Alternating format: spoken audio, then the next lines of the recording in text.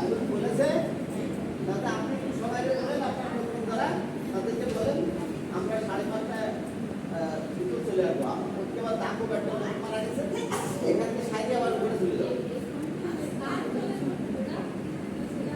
বাংলাতে বেশিক্ষণ থাকবো না, কিন্তু বেশিক্ষণ আপনার জন্য থাকতে পারবো না। আমার আবার কাছে সাইডে চলে যাবে দাগও।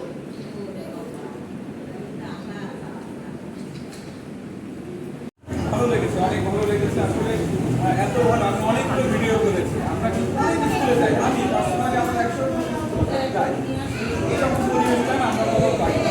আমরা যে সেখানে যে তাদেরকে বলতে আপনাদের আর এখানে যে আপনারা এসেছেন সবাই মোটামুটি ঘরে গৃহিণী, কাজ ছেড়ে যে আপনারা এসেছেন আপনাদেরকে প্রণাম জানাচ্ছি। আপনারা আসবেন। স্যার এখানে আছেন, উনি অনেক পরিশ্রম করেন।